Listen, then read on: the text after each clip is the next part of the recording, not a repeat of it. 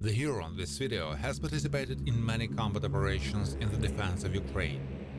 His last mission was in Luhansk region. As a scout, he was leading a group of infantrymen to a position.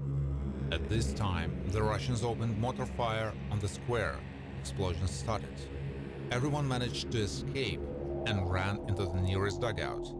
Everyone except Vitold. This interview was filmed sometime before hero's death. My name is Vitold. My position is a scout machine gunner. At first I was a machine gunner's assistant in the infantry, then a multi-tool one. I had a drone and I was given an RPG launcher. I carried everything with me and used when and how it was needed. If we needed information, I was flying in a drone. If someone needed an RPG, I gave it to him. Someone doesn't need it, I took it. As for now, expectations scare more, but if I remember my first fight, I didn't understand what a real combat is like, how it feels. That's why I was so excited before the battle, I was waiting for it. But then I saw what was happening, and I didn't really like it. I lost sight of my machine gunner, and then I saw his machine gun. I thought, okay, I need to use it to stop them. I've never shot with a machine gun before. I went to one experienced machine gunner and I said to him, okay, I'm gonna shoot with you, but send me the direction. He said, okay, yes. And we stood like this and started to shoot while the wounded attackers were leaving. We keep firing even when they were hiding in their trenches. Then they say, that's it, we are taking off, and he went away. But I was not in a hurry. I was taking the machine gun, my backpack with ammunition, thinking I have a lot of time. And then I look around, there was no one in the trenches and there was such a horrible silence. At that moment a panic attacked me. I forgot where to go because we came there at night. I just ran to the nearest breastwork and started to climb on it. And in the direction of that breastwork our soldiers had started shooting. Fortunately, one guy from my platoon saw me and shouted not to shoot at me. When I was climbing, the 2-meter machine gun belt unwound and fell, and I tripped over it and fell. I had a panic attack, my breath was stopping. I thought that it was the end of my life. I was very scared then. While from the side it must have looked very comical and clumsy. I still think whether to smoke them or not. Shot in camera, golden Java. Then the money, already neatly folded. Some raised children, mom said. Obing? I don't understand.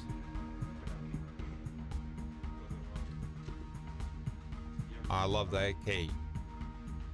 This one is funny. Zachuburashi. Yes, and this is also an interesting find. It was already painted like this when we found it. Maybe one of them didn't really like the Russian flag. Yes, and they had been already painted. Short knows them why. For myself, first of all, I took a lesson that no matter what happens, you still need to keep focus. And don't forget where you are. And the second thing is that during the fight, fear has very big eyes. I had a feeling that an order of 50 people would attack us from all sides, and in reality it was far from that. Now I have a Minimi. It's a very cool thing. I'm delighted with how Americans can produce things. When I saw some photos of our various on Instagram with such a weapon, I thought that only some kind of special forces units could have it. Well, come on, it's Minimi, and now I have it. It's very comfortable in terms of size if compared with Soviet PKM. As for weight, it's basically the same. Its main advantage is charging. You could take one-time boxes, one-time machine gun belts. There's no need to go and collect them later because you have one belt for 100 rounds, and then you won't be able to do anything normally. In fact, I'm very pleased with the team. I really like being in it. When I changed the units, I didn't even think that everything would be so cool here. There's really no such thing that you will ask someone any kind of help or question and he will reduce. With everyone you can find some kind of common interest. You can have a small talk and long talk, have a fun or warm-hearted conversation. Well, the team is very cool, and the most important thing is that we stay the same team during the work. We do not abandon each other in any case. We always help each other even if we are not in the best condition. Are you saying this because he's standing here listening? I'm just afraid he'll beat me up. May I say a few words about this person? Sure, of course. This is a very courageous person, very persistent, cool, kind-hearted person.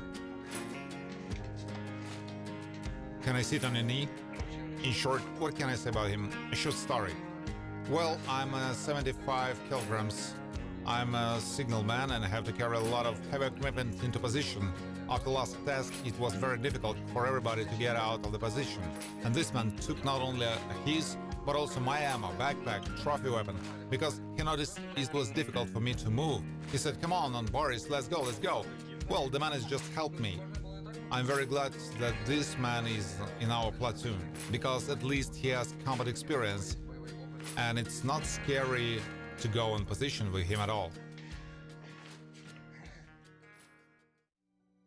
Of course, I would like to finish the war as soon as possible. Well, I really don't think people enjoy fighting this war. Enjoy this shit like blood, murder, death, injuries. Well, it's not cool. But we have to do it, because we were attacked and we have no choice. I still have a lot of time ahead, and I don't want to spend my whole life at war. I want to think about a career, about some ordinary joys, to live for myself, to start a family.